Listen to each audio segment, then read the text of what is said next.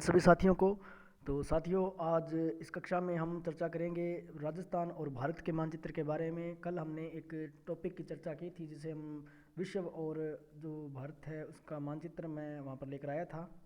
ठीक है, तो इसके साथ ही मैं यहाँ पर चर्चा करूँगा आज भारत और राजस्थान के मानचित्र के बारे में। ठीक है, सभी साथियों से निवेदन है कि जल्द से जल्द कक्षा को शेयर कर दीजिए ताकि जो भी नोटिफिकेशन मैं यहाँ पर आपके सामने लेकर आऊँ वो आपको जल्द से जल्द मिल जाए।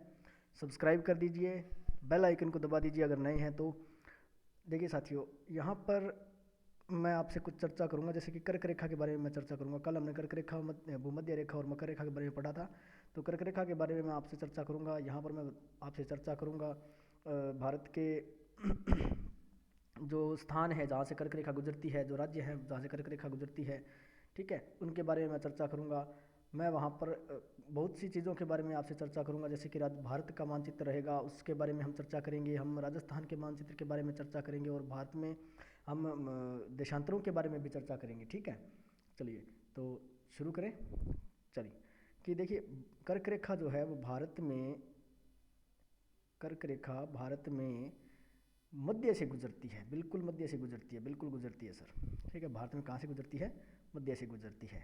ठीक है, चलिए, और यह गुजरात, राजस्थान, मध्य प्रदेश, छत्तीसगढ़, झारखंड, पश्चिम बंगाल, त्रिपुरा व मिजोरम से गुजरती है। देखिए मैं यहाँ पे आपको शो कर दे रहा हूँ, ये देखिए मैं शो करता हूँ यहाँ पर, ये यहाँ से गुजरती है कर्क रेखा, यहाँ से, सॉरी ये थोड़ा गलत हो गया, यहाँ से ये यहाँ से गुजरती है। ठीक है, तो ये जो थोड़ा राजस्थान का टच करती है वैसे तो ऐसा। और इसमें देखिए गुजरात, मध्य प्रदेश, राजस्थान, छत्तीसगढ़, झारखंड, पश्चिम बंगाल, त्रिपुरा, मिजोरम, ठीक है, ये राज्य आते हैं। और इसके बाद मैं यहाँ पर एक बात कहता हूँ आपको, एक सबसे इम्पोर्टेंट जो सवाल है वो ये बनता है कि कर्क रेखा पर स्थित जो राजधानी है वो है रांची। रांची, जी हाँ, सही आप समझ पा रहे होंगे कि रांची जो है, महेंद्र सिंह धोनी, हमारे भारतीय क्रिकेट के उप कप्तान महेंद्र सिंह धोनी का होम टाउन है रांची, झारखंड में है ये। ठीक है, और इसके बाद देखिए माही नदी कर्क रेखा को 2 बार काटती है। माही नदी आपको पता होगा कि अमरोरू पहाड़ी मध्य प्रदेश मेहंद झील से निकलती है और राजस्थान में प्रवेश करती है खांडू बांसवाड़ा से, और यहाँ से ये बांसवाड़ा, प्रतापगढ़ और बांसवाड़ा डूंगरपुर की सीमा बनाते हुए गुजरात में चली जाती है, जहाँ से ये कर्क रेखा गुजरती है। ठीक है, कर्क रेखा को यू आकार में काटती है, उल्टे यू के आकार में। ठीक है, 2 बार काटती है। उसी प्रकार से जो कुछ नदियां हैं विश्व में मकर रेखा, विषुवत रेखा को काटती है। जैसे एक नदी का मैंने यहाँ पर नाम लिया है लिम्पोपो नदी। लिम्पोपो नदी जो है वो मकर रेखा को 2 बार काटती है, और जायरे नदी जो है वो विषुवत रेखा को 2 बार काटती है। ठीक है, लिम्पोपो नदी और जायरे नदी। जायरे नदी को कांगो नदी भी कहा जाता है। जायरे नदी को क्या कहा जाता है? कांगो। अगर कांगो नदी कहा जाता है तो आपको पता होगा कि जायरे नदी जो है वो अफ्रीका महाद्वीप में पाई जाएगी। ठीक है, चलें, इसके बाद मैं आपसे कुछ चर्चा करना चाहूँगा कर्क रेखा के बारे में। आगे देखिए, कर्क रेखा राजस्थान के बांसवाड़ा से गुजरती है। ठीक है, कर्क रेखा कहाँ से गुजरती है? राजस्थान के बांसवाड़ा से। राजस्थान के बांसवाड़ा से कर्क रेखा गुजरती है, ये देखिए। ठीक है,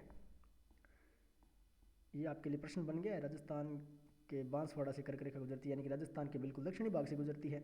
अब मैं राजस्थान के कुछ सीमाओं के बारे में आपसे चर्चा करना चाहूँगा, जैसे कि राजस्थान की कुल स्थलीय सीमा। देखिए कुल की बात आई है, कुल यानी कि अंतर्राष्ट्रीय अंतर्राज्यीय दोनों ही है। ठीक है, तो जिसमें अंतर्राष्ट्रीय सीमा कितनी है? 1070 किलोमीटर। ठीक है, 1070 किलोमीटर। और अंतर्राज्यीय जो सीमा है वो कितनी है? 4850 किलोमीटर। अंतर्राज्य यानी कि राज्यों के साथ जो सीमा बनती है हमारी वो 4850, और अंतर्राष्ट्रीय सीमा जो बनती है वो 1070 किलोमीटर। ठीक है, पाकिस्तान के साथ अंतर्राष्ट्रीय सीमा बनाता है राजस्थान, सिर्फ पाकिस्तान के साथ। ठीक है, राजस्थान जो है वो सिर्फ पाकिस्तान के साथ अंतर्राष्ट्रीय सीमा बनाता है। ठीक है, और जिसका नाम क्या है? रेड क्लिफ रेखा। आपको पता होगा कि जब भारत आज़ाद हुआ था तो उस समय सर रेड क्लिफ यहाँ पर आए थे और उन्होंने एक रेड क्लिफ रेखा का निर्माण किया था भारत और पाकिस्तान के मध्य।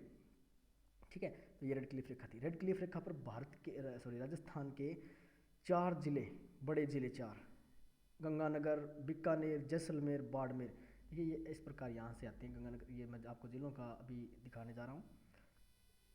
ये देखिए, ये जिले हैं 4। ये यहाँ से ये जो सीमा बनाई जा रही है ना, यहाँ से ये बाड़मेर तक ये सीमा है, ये यहाँ से ये, ठीक है। यहाँ पर गंगानगर भी है, बीकानेर भी है, जैसलमेर भी है और बाड़मेर भी है, ठीक है, ये जिले, ठीक है। तो ये अंतर्राष्ट्रीय सीमा बनाते हैं जिसे रेड क्लिफ रेखा कहा जाता है। अब अंतर्राज्यीय सीमा की मैं बात करूँ तो अंतर्राज्यीय जो सीमा है वो पंजाब, हरियाणा, उत्तर प्रदेश, गुजरात, मध्य प्रदेश, इन राज्यों से मिलती है। इसमें ये देखिए, पंजाब से 2 राज्य हनुमानगढ़ और श्री गंगानगर मिलते हैं, हनुमानगढ़ और श्री गंगानगर, ठीक है। इसके बाद अगर मैं बात करूं तो ये राजस्थान के साथ पंजाब जो है वो 89 किलोमीटर की सीमा बनाता है, 89 किलोमीटर की सीमा राजस्थान के साथ पंजाब बनाता है, ठीक है। और 2 जिले जो हैं पंजाब राजस्थान के वो लगते हैं पंजाब के साथ, हनुमानगढ़ और श्री गंगानगर, ठीक है। इसी के साथ ही हरियाणा जो है दूसरे नंबर पर है और 7 जिलों की सीमा इसके साथ लगती है, जैसे हनुमानगढ़, चूरू, झुंझुनू, सीकर, जयपुर, अलवर, भरतपुर, ठीक है। तो ये 7 जिले हैं। 7 जिले कौन कौन से हैं, एक बार पुनः मैं आपसे रिपीट कर देता हूँ। हनुमानगढ़, चूरू, झुंझुनू, सीकर, जयपुर, अलवर और भरतपुर, ठीक है।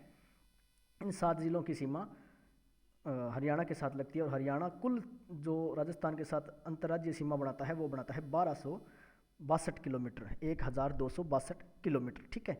चलिए आगे जो हमारा अंतर्राज्यीय सीमा वाला राज्य है वो है उत्तर प्रदेश। उत्तर प्रदेश के साथ लगभग 877 किलोमीटर की सीमा राजस्थान बनाता है और 2 जिले बनते हैं, जैसे एक तो भरतपुर और एक धौलपुर, ठीक है, भरतपुर और धौलपुर, जिसे हम ब्रज क्षेत्र का नाम देते हैं, ठीक है। ब्रज क्षेत्र भरतपुर में है और यह उत्तर प्रदेश के साथ सीमा बनाता है।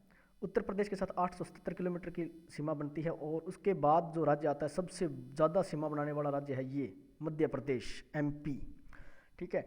सन 2000 मैंने आपको बताया था 1 नवंबर 2000,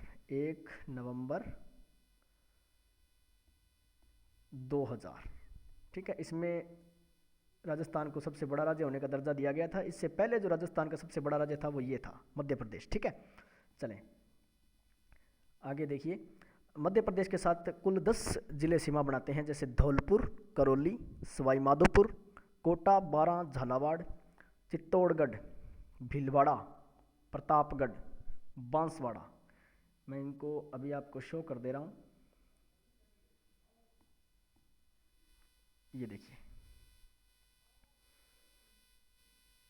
ये यहाँ से है धौलपुर, करौली, सवाई माधोपुर, कोटा, बारां, झालावाड़, चित्तौड़गढ़, भीलवाड़ा, प्रतापगढ़, बांसवाड़ा, ये तो 10 जिले हैं, 1 2 3 4 5 6 7 8 9 और 10, ये जो 10 जिले हैं ये राजस्थान के वो मध्य प्रदेश के साथ सीमा बनाते हैं, ठीक है।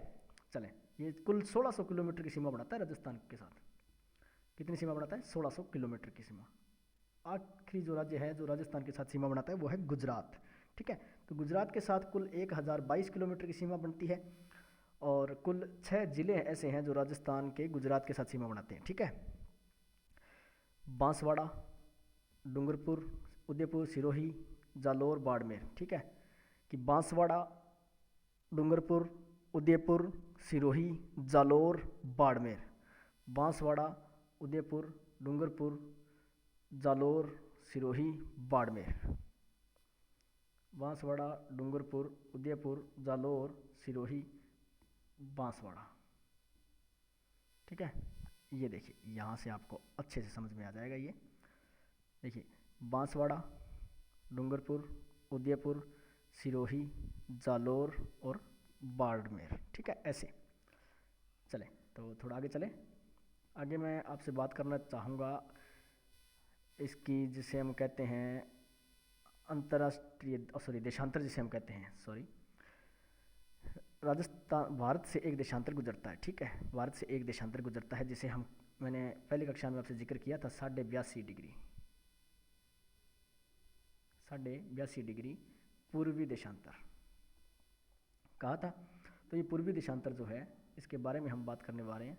देखिए, पूर्वी देशांतर जो है वो भारत के कुछ राज्यों से गुजरता है, जैसे उत्तर प्रदेश, मध्य प्रदेश, छत्तीसगढ़, ओडिशा, आंध्र प्रदेश। ठीक है, ये 5 राज्य ऐसे हैं जिनसे ये गुजरता है। ठीक है, 5 राज्यों से गुजरता है। कौन कौन से राज्य हैं? उत्तर प्रदेश, मध्य प्रदेश, छत्तीसगढ़, ओडिशा और आंध्र प्रदेश। ठीक है, और इसी को मानक यामयोत्र कहा जाता है। इसी को क्या कहा जाता है? मानक यामयोत्र कहा जाता है। ठीक है, यही मानक यामयोत्र होता है और इसी को मानक समय रेखा भी कहा जाता है। भारतीय मानक समय रेखा, अंतर्राष्ट्रीय मानक समय रेखा तो 0 डिग्री देशांतर है। 0 डिग्री देशांतर को क्या कहा जाता है? अंतर्राष्ट्रीय समय रेखा। ठीक है, अंतर्राष्ट्रीय मानक समय रेखा कहा जाता है 0 डिग्री देशांतर को। ठीक है, चलिए, तो उम्मीद है आज हमने बहुत कुछ पढ़ लिया होगा, आपने बहुत कुछ सीखा होगा। इस कक्षा को मैं एक बात कहना चाहूँगा कि कक्षा